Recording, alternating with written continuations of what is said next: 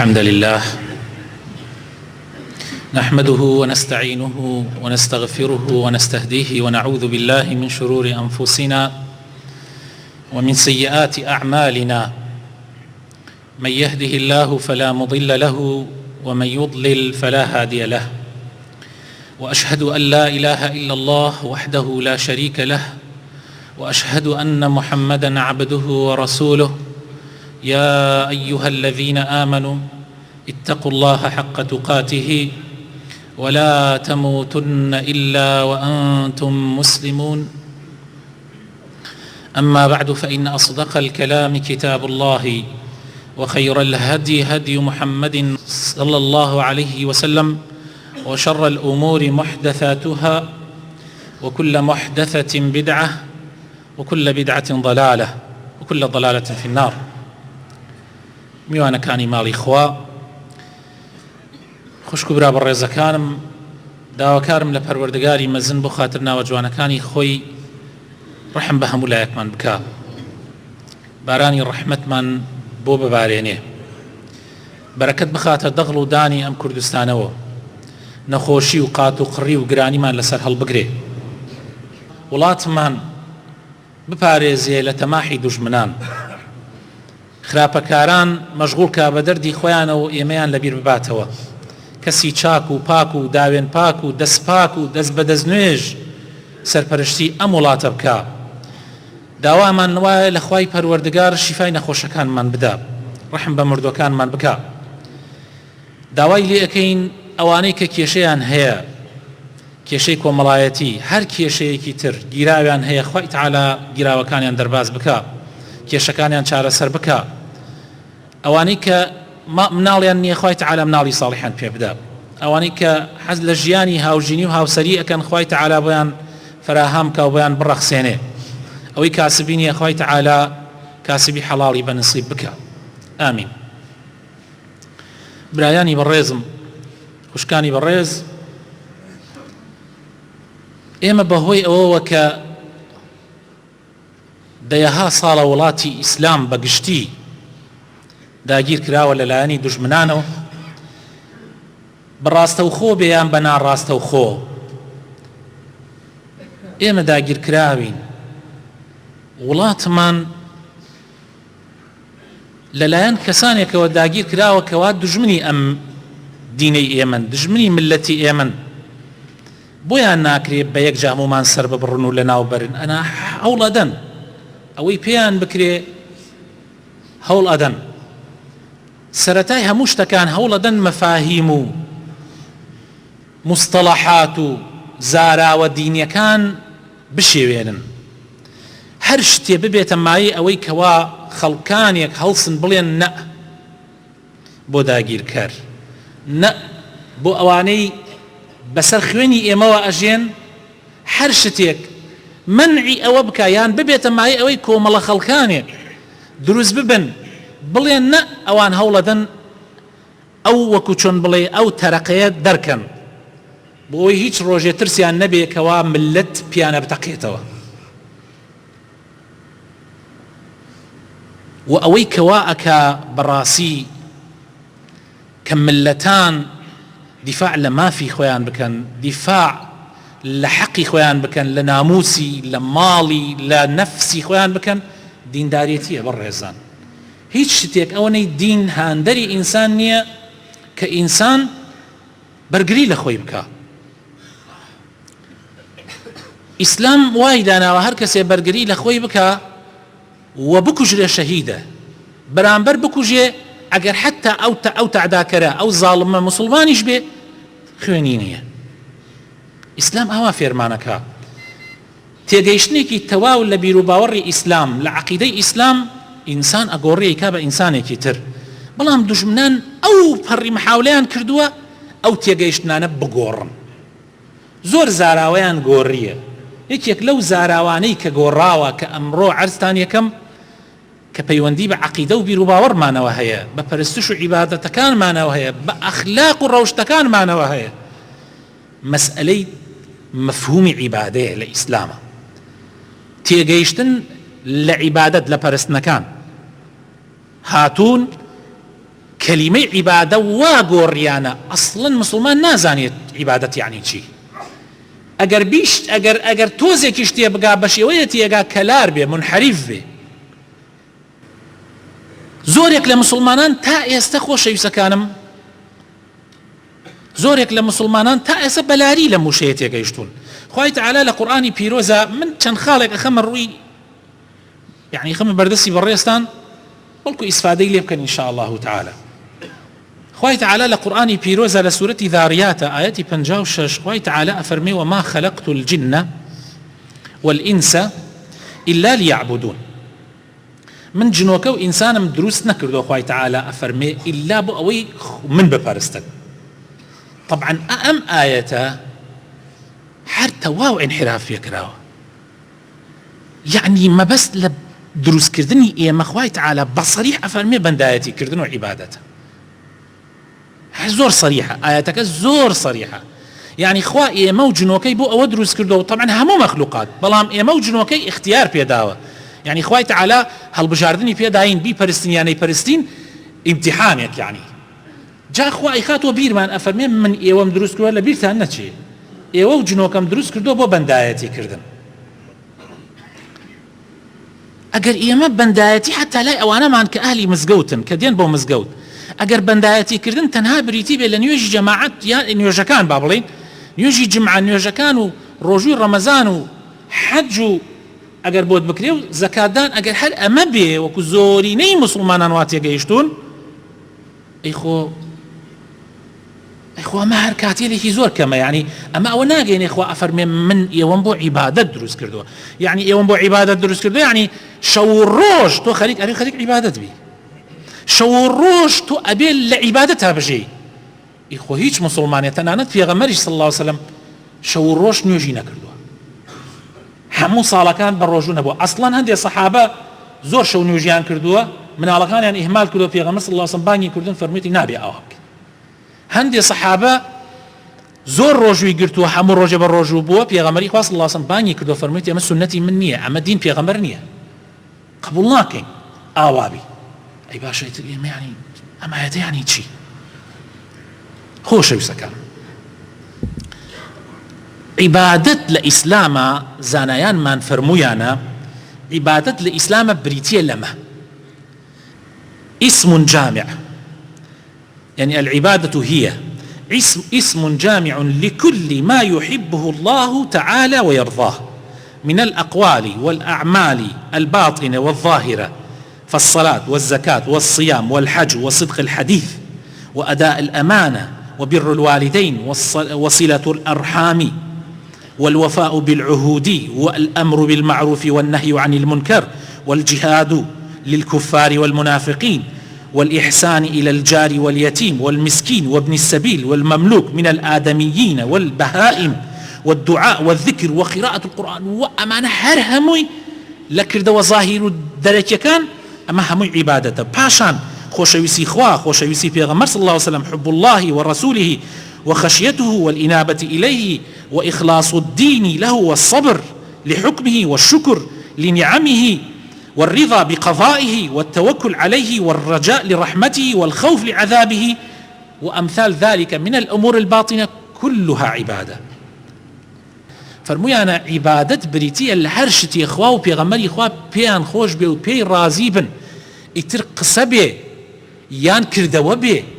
و بڕێ نمونەی ئاشکرای هاوردۆتەوە بۆ نمونەوەکو نوێژ زەکات حەج ئەمانە ڕاستگۆیی ئەمانەت پارێزی ئەخلاق جوانی معاملەی ڕێک و پێک لەگەڵ خەڵکە پێکەنین بەدەم خەڵکەوە سەلامکردن لە خەڵکی هەموو ئەوەی کە مەسەلەن تۆ لە دائیرەیەکای ڕێک و پێکی لەگەڵ خەڵکە ئیشی خەڵک نافەوتێنی کاتەکانی ئیشەکانت کە لەوێن ئەزانی هەمووی پارەی لەسرە بۆ نمونە هەمووی لە کاتی خۆیان و لە شوێنی خۆیان ئەنجام ئەدەی هەموو ژیانت هەوڵ ئەدەی کردەوە زاهیریەکانت بە پێی شەریعەت بێ بە پێی ئەو شێوە بێت کە خوا و پێغەمبەری خوا پێیان خۆشە هەروەها شتە باڵتینیەکان خۆشەویستی تۆ ئێستا مەسەلەن تۆ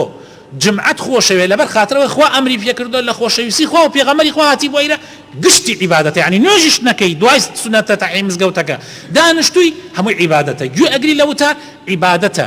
ذکرەکەی عیبادەتە ئەمە هەمووی عیبادەتە. هەروەها سەبرگردن لەسەر ناڕەحەتیەکان، طبعا ژیان گشتی پێویستی بە سەبرە، عیبادەتە. شکرکردنی خوای تەعالا ڕازیت کە بە شکر، یعنی خوایە شکر تەکەم لەسەر ئەم هەموو نیعمەتە بە منتدا، نیعمەتی لەش ساغی، نیعمەتی ماڵ و مناڵی چاک، نیعمەتی مثلا ماڵی باش، نیعمەتی ئەوەی کە من دەستم لە خەڵپان نەکردوەوە، احتیاجی کەسی نامەرد نیم، ئەمانە هەمووی عیبادەتە. ڕازی بوون بە قەزا و قەدەرەکانی خوا، قەزا و قەدەرێ دێتە سەرتە، عیبادەتە. ژنێکی خراپەت هەیە پێی ڕازیت لەبەر خاتری خوا تەلاقی نادەیت و سەبر ئەگری لەسەری حتا کۆتایی، عیبادەتە. ڕازیت بە مێردێکی خراپ کە عەزیەت تەدا، تووڕەیە، ئازار تەدا، لەبەر خاتری خوا سەبری لەسەر ئەگری، ئەڵێ ئەمە خوا ئەمری کردو من چاک بم لەگەڵا، با ئەویش خراپ بێ، عیبادەتە. کوڕێکی خراپەت هەیە، کچێکی خراپەت هەیە، ئازار تەدەن، تۆش سەبریان لەسەر ئەگری، عیبادەتە. باوکێکی خراپت هەیە، دایکێکی خراپت هەیە، لەبەر خاتری خوای تەعالا تۆ هەڵە بە هەڵەت چارەی ناکەی، عیبادەتە. شتی عیبادەتە. ئەم تێگەیشتنە زۆر جیاوازە لەگەڵ ئەو تێگەیشتنەی پێشوو.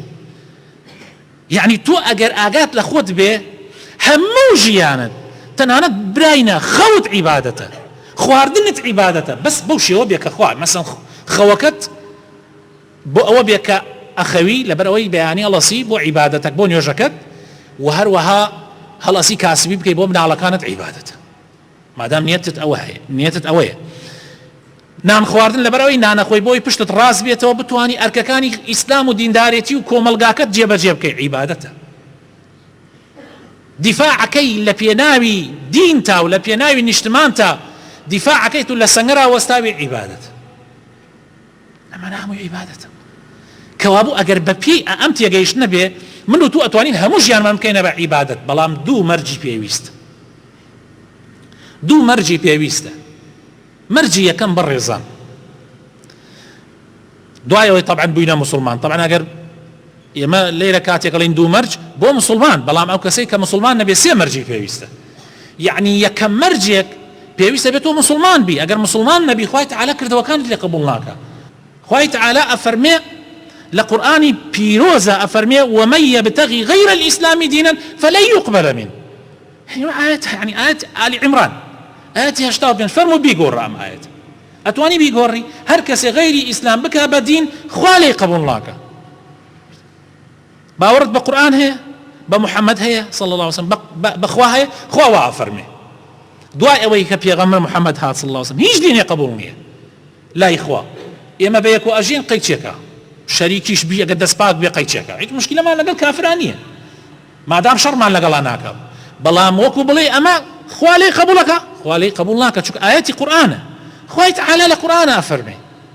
ئاەتی تریش خوای تەعالا ئەفەرمێ إنما يتقبل الله من المتقين. خوای تەعالا عیبادەت لە کەسی متقی وەرەگرێ. کەسێ کافر بێ متقیە، جا ئەمە زۆر گرنگە. ئەبێەوە مەرجیەکە. مەرج دووهەم بۆ وەرگرتنی عیبادەتەکانت خۆشەویستەکانم، ئەبێ ئەو کارەی کە ئەیکەی لەبەر خاتری خوا بێ، مخلصینە لەه الدین. یعنی ئەبێ کارت کرد بۆ خوا بیکەی. یعنی هەر شتێکەکەی چاوەڕێی سێ شتمەوە، چاوەڕێی سێ شت. یەک بۆ ڕیا مەیکە، دوو بۆ سومعەت مەیکە، بۆ ئەوە مەیکە کە مەسلحەتێکی دنیایی لە دوابێ. هەر کارێک کە ئەیکەی حەزەکەی بێتە عیبادەت، خۆ تۆ ئاوە خۆی، نان ئەخۆی، هەڵئەسی، کاسبی ئەەکەی، هەرچی ئەەکەی، هەر ئیشێک ئەیکەی لەم ژیانە. حتا تەنانەت پێغەمبەر صلی الله عليه وسلم ئەمەنە بە جوانی فەرمووی، شەرمیشی لە کەس نەکرد. فەرمووی تۆ ژن نایەری لەگەڵ خێزانەکەتە جیماع ناکەی، ئافرەت لەگەڵ مێردەکەتە جیماع ناکەی، فەرمووی ئەوش عیبادەتە. ئەگەر بۆ ئەوە بێ داوێنی خۆت بپارێزی لە حرام، بەرامبەرەکەت کە هاوسەری ژیانتە تێریکەی، یعنی خوا وا دایناوە مەیە لە بڕوا گوناح بکە، تێریکە، عیبادەتە. وتیانەی پێغەمبەری خوا ئێمە شەهوەت خۆمان تێرەکەین، ئەی نان خواردنی شەهوەتە تێریەکەی، ئەی ئاو خواردنی شەهوەتە تێریەکەی، حتا وەرزش کە ئەیکەی ئیسراحەتی لاشەتە، بەڵام مادام نیەتت خوایە گشتی عیبادەتە. سبحان الله. زۆر گرنگە برا بەڕێزەکان، زۆر گرنگە. ئیخلاص بۆ خوا، نیەتت پاک کردەوە. تا ئێستا نیەتت پاک نەبووە، تۆ تا ئێستا فەرمانبەرێکی لە دائیرەیەک لە وڵاتە شتێکت بەدەسەوەیە مدیری مەکتەبێکی مدیری دائیرەیەکی سەرۆکی شارەوانیت قایم قامی مدیری ناحیەی وەزیری ڕئیسی هەر کەسێک تا ئێستا نەتزانیە نیەتی خۆتت پاک نەکردوتەوە نیەتی خۆت پاک کردەوە هەموو ژیان تەبێتە عیبادەت غەش مەکە فێڵ مەکە نیەتی خۆت پاکەوە واللهی وەک ئەوە وایە وەک عومەری کوڕی خەتاب جا فەرقی بینی عومەری کوڕی خەتاب هەر کار بەدەستێکی تر چییە عومەر دوو شەرتی تیا بوو جگە لە ئیسلامەتێکە دوو شەرت مخلص بۆ خوا ئەیکرد نێوت با خەڵک بێژێ لە انتخابات دەنگم باتێ ڕیا و سومعە و نازانم مەسلەحەتی دنیای و دوو فلس زیاتر و ئەمانە گوێرینەوە نابوو تێگەی سومعە و ڕیا و ئەمانەی خست بۆ لە بۆ خوا ئەیکرد شەرتی دووەمی بەپێی شەریعەتەکەی خوا بەپێی شەریعەتەکەی خوا ئەمە زۆر مهمە لە خۆت و دیندارێتی لە خۆتۆ ناکرێت ئێستا مەسەڵەن نوێژی جمعە چەند ڕکاتە نوێژی جمعە دوو ئێمە ئەتوانین بکەین بەسێ بۆم نییە سێ ڕکات بکەم کردم ئەبێ ئێوە لێم قبوڵ نەکەن ئەمە دینە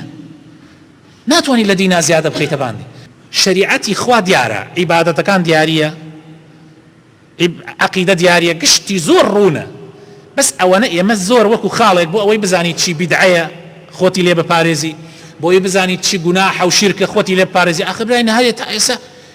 تا ئێستا ئیخلاسی بۆ خوا نییە تەسەورەکەن هەیە مسلمانە خۆی بە ئەو پەڕی مسلمانە زانێ و ئامادەیە لە پێناوی ئیسلامە ئەو پەڕی قوربانی بدە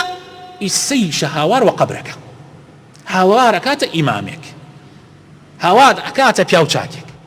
ئەڕوا بە دەوری قەبرێکە سوور ڕەخواتوە حیوانێک ئەبا لە ماڵۆ نیەتە تێرێ نەزرێکەم لەبەر خاتری فلانە کەس ئەڕوا لە قەی قەبرەکەی ئەوە سەرێ بڕێ گشتی ناجایزە گشتی ناشەرعیە هەیانە شرکی گەورەیشە مسلمانەیە تا ئێستا ئەڵێ بە شەرەفم واوە سبحان الله ناگەسوێن بە غەیری خوا بخۆی بە غەیری ناوەکانی خوا وەڵە بە شەرەفم بە ناموسم مسلمان وامانێ هەڵەسێ و دانشێ تەلاقی کەوتێ بە تەلاقی تەلاقای لە خۆی نازانێ من هەمووی گوناحە سیرکن براوە ڕێزەکەم زۆر وردە ئەم مەوزوعانە لەو لاشەوە ئاگات لە بیدعە بێ بیدعا وەکو شیرک نییە بەڵام زۆر تاوانی گەورەیە لە خۆتۆ دیندارێتی هەروە بە هەڕەمەکی ناکرێ ئەبێ بە پێی شەریعەت بگەڕێتۆ ئەگەر بڵێ مامۆستا من پیاوێکی اختیارم یا عشاعرێکم یا بەخوان نەخێنەوارێکم من چوزانم چی بیدعەیە کاکە خۆ مامۆستا هەیە تو آخر بڵێ هەنێ مامۆستا واڵە کاکە خوای گەورە دایناوە ئێستا عەقڵی بە گشتمان داوە بە گشتمان عەقڵی داوە من بمەوێ شتێ بکڕم شتێ بسێنم شتێ بدەمە کرد ئەڕۆم بۆ لای کێ طبعا ئەڕۆی بۆ لای باشترین کەس و هەرزانترین کەس ئێستا من ئەگەر سۆپەرمارکێتێکە بێ لەسەر ئەم جادە جارێ چوم خەڵەتانمی سەیرە بە شتێکی وە 500 زیاتر داپێم ئەگەر جاری دۆم بچمەوە ببێ عەقڵم بێعەقڵم ئەبێ من بزانم چییە باشترە و شتێ جوانترە و ئێکسپایر نییە و پاکە و مخلصە کابرا لە ئیشەکەی خۆیان و سعرێکی باشیشکی داناوە ئەمە بۆ دنیایی بۆ گشتمان ئەیکەین قەینایی بۆ دینەکە ڕاستە منیش ئەڵێم مامۆسای خراپیش هەیە بەس خۆ خوای گەورە عەقڵی بە تۆ داوا بێت تۆ بڕۆی کام مامۆسا عالمترە شارەزاترە ئەبێ بڕۆی دینەکەت لەو وەربگری ڕەقەم تەلەفۆنەکەیت بالا بێ کاکە بچووکترین شتی ژیانت تەلەفۆنی بۆکە مامۆستای بەڕێز والله شتێکی ئاوایە من حەزم کرد پرست پێ بکەم ئەمە دینە یا دین نییە ئەمە شەرعە یا شەرع نییە والله مسلمانی وا هەیە جاری وا هەیە ڕۆژی یەک جار تەلەفۆن بۆ منەکە جار وایە کاتە دوو جاریش والله قەت بێزار نابم ئەمەنەشم پێ خۆشە ئەو پەڕی چونکە ئەزانم مخلصە بۆ دینەکەی خۆی ئەڵێ مامۆستا من بێزارتم گردم والله بێزار تۆ پرسیار دینەکەی لە من ئەمە واجبی منە ئەمە پێویستە من مەمنونت ببم چونکە تو حەزەکەی لە دینەکەت شارەزابی منیش خێرم دەسەکەوی بەس تۆ بۆ شتە دینەکان پرسیار ناکەی بۆ دختەر 20 پرسیارەکەی 100 پرسیارەکەی تا دکتۆرێکی باشە دۆزیتۆ بۆ فەقەراتت بۆ کلیەت بۆ تووکی سەرت بۆ تووکی سەر ئەڕۆن پرسیارەکە ئەی بۆ تووکی سەر پرسیارەکەی بۆ دین پرسیار ناکەی ئەبی ئاگامان لە خۆمان بێ داواکارم خوای تەعالی ئیسلاحمان بکە هیدایەتمان بدە یا ڕەبی بەردەواممان بکەی لەسەر دیندارێتی یا ڕەبی لەو کەسانە بین کە خەمی دینەکەمانە خۆی یا ڕەبی لەو کەسانە بین کە هەوڵ ئەدەین بە جوانی لە عیبادەتی ئەگەین بە جوانی لە دینەکەی تۆتی ئەگەین خوایە بمانکەی بە ڕەفیقی پێغەمبەرەکان ومحمد المصطفى صلى الله عليه وسلم بمانکەی بە ڕەفیقی شەهیدان بمان كي بالرفيق راز قويان بمان كي بالرفيق أولياء وصالحين وبياو شاكان آمين آمين آمين. الحمد لله رب العالمين، والصلاة والسلام على سيدنا محمد وعلى آله وصحابته الطيبين الطاهرين وعلى من تبعهم بإحسان إلى يوم الدين، رضي الله عنا وعنهم أجمعين. برايني بالرس يكشتي خالقي ترماوه هەندێک خەڵقەیە بوون هەر بەشکەی مسلمانن، براو کەس و دۆستی ئێمەن، ئەڵێ کاکە گیان کەس مەنعی ئیسلامی نەکردە، ئێوە بۆ یەکجارەتی شتەکان وا گەوراکەنەوە، جاتە مەنعکە، نوێژ بۆ خۆت بکە، زەکاتە دەی بیدە، ڕۆژوەگری بیگرە، حەجەکەی ئەهلەن وەسەهلەن، حەزیەکەی لە ساڵێکە دەجا بچۆ بۆ عومرە. ئەی چییە مشکلەکە؟ ئەڵێ کاکە گیان بەس ئەوەنە، نوێژ بۆ خۆت بکە، ئیلاقەت لە هیچ نەبێ، سیاست چی ئەوێ حەقت پێوە نەبێ، ئابووری چی ڕوئەدا تو عیلاقەت چیە بابە تۆ پیاوێکی بسڵمانی دەسەناتە سەر کڵاوەکەی خۆ سەر ئیسلامەت زوانی خۆ بکە، عیلاقەت لەم مەوزوعان نەبێ. دیندار عیلاقەی چیە لەم شتانە؟ دیندار حەقی چییە؟ بازار چیە؟ مەکتەب چی ڕوەدا؟ مەنهەج پرۆگرام چی پێەکەن؟ تو عیلاقەت چییە؟ تۆ عیلاقەت چییە؟ جەعدە چاکەکرێت چاک ناکرێت، خۆام کردووە گشتی وەرانە بێتم بلێکە ئاوا تێتەگەێنن. طبعا ئەمەش مؤامرەیەکی ترە 100 ساڵە پیا بۆ لە وڵاتانی ئیسلامە، بۆ ئەوەی هیچ پیاوێکی دەستپاک نەڕات تەدەخل لە میشانە بکەم. مع العلم مسلمان پێغەمبەری خوا صلی الله علیه وسلم تەدەخل لە درجێکەکە لەسەر جادەدانرابێ، ئەفەرمێ بەشێکە لە ئیمان، درکێک لەسەر جادەدانە ئەفەرمێ بەشێکە لە ئیمان. ئەم ئیسلامە ئەم هەموو شەریعەتە پاکە بڕۆ تەماشاکە لە دەستنوێژەوە دەستی پێ کردووە لە تاراتۆ چۆن ئەچیتە سەر ئاو، چۆن دەستنوێژ ئەگری، چۆن غوسل ئەکەی، چۆن خۆت پاکەکەیتەوە، حتا وەکو چۆن حاکم و دەسڵات ئەجوولێتەوە لەگەڵ ڕەعیەتەکەی خۆیان. تەدەخولی لە گچ شتێکی کردێ ئەڵێ کاکەمانە هیچی باس مەکە. مع العلم عیبادات و نوێژەکان گشتی لە قورئانە ناگاتە 100 ئاەت 200 ئاەت باسکردنی ئەم شتانە، ئەگینا باقی قورئان گشتی باس میراتەکە، باس ئەنواع و ئەشکال ئەحکامی مەحکەمە، ئەحکامی هەموو شتێکەکە. ئەڵێ کاکەوە باس مەکەوە کە ئەنەوە دین ئەوە نییە، دین هەر 4-5 ئاەتەوە بۆ خۆت بڕۆ لە ماڵەداش. ئەمەش تێگەیشتنێکی زۆر هەڵەیە. والله من و تۆ مسلمان ئەو کەسەی کە سەرکردەوانە ئەبێ پیاوێک بێ بە شریعەتی ئیسلام حکم کە، ئەبێ پیاوێک بێ لە شریعەت لایدا من و تو بڵێن کاکە بۆ لا ئەدەی، ئەبێ ئەگەر غەڵەتێکمان بینی لە هەموو شوێنێکە من و تۆ ئەبێ ئەمر بە چاکە و نەهی لە خراپەت چۆنە ئەدر. پێغەمبەری خوا صلی الله علیه وسلم فەرمووی ئێمە هەمومان وەکو وایە لەناو کەشتیەکە بین، لەناو کەشتیەکە بین، بانی هەیە و خواری هەیە، دوو تابقە، بڕێ خەڵک ئەڵێن ئەوانەی وا بڵێن لە ژێرۆ دانیشتون، ئەڵێ کاکە گیان ئێمە بۆ هەموو جارێک عقلێک دێتە مێشکێنە، ئەڵێ ئەمە پێغەمبەرە فەرمێ صلی الله علیه وسلم بۆ هەموو جارێ ئێمە بڕۆین عەزیەتی ئەوانەی بان بدەین، دۆڵەکەیە بۆین و جلیکانە بۆین و لە بانەوە بڕۆین عەزیەت بخۆین ئاو هەڵکێشین بۆ دەستنوێژ و ئەوانە، نەوەڵا هەر لە ژێر لای خۆمانەوە کونایەکەکەین و تەواو ئاوەکە تێتە بان و تەواو. ئەفەرمی ئەوانەی بان ئەگەر ڕازی ببن ئەمان کونای بکەن، حەقیان ناوێ بڵێ وڵای ئێمە حەقمان چییە کونایەکەن چاویان دەرچێ، ئەخانێ کەسێ وا ئەڵێ حەقم چییە کابابی کە خۆت شەخنکی، خۆ ئێستا ئەم وڵاتانی ئیسلامیش گشتی خۆ گشتی کەشتیەکە یەکێکی لە شوێنێکە کون بێ کشتی تێ ئاچێ، ئەگەر ژێر تێ بچێ بانیش تێ ئاچێ. بۆیە خۆشەویستەکانم مسلمانە بەڕێزەکان، ئەم مەفهومە زۆر غەڵەتە. دینی ئیسلام سیاسەتە، بەڵام سیاسەتی پاک درۆ دەلەسەکە نا، اقتصادە، ئابووریە. دینی ئیسلام لایەنی کۆمەڵایەتی ئەبێ بە شێوەی ئیسلام تەرتیب بکرێ، محکەمەکان ئەبێ بە حکمی ئیسلام حکوم بکەن، مەکتەبەکان ئەبێ بەسەر شێوازی ئیسلام. من مناڵەکەم بخەم، من ئەڵێم مسلمانم، شەو ڕۆژان لە مزگەوتە لە مەکتەبە مناڵم ئەوروپی پەروەردە بکرێ، شتیوا چۆنە بێ، شتیوا چۆنە بێ. یعنی خۆ مناڵەکەم ئەی نێرمە ژێر دەسیم ئەو مامۆستا بەڕێزانە، خۆ ئەبێ بەپێی دابوونەریت بە مرۆوان ناوێنناوە ئیسلامیان کردێتە دابوونەریت، بەپێی دابوونەریت دەبێ پەروەردەی بکەن بەداخەوە. وا تێگەیەنراوین کە ئەمە نابێ. ئینشاء الله ئەمە ڕاستیەکەیە کە عەرزتانم کردی، وادارم خوای تەعالا هەموو لایەکمان هیدایەت بدە.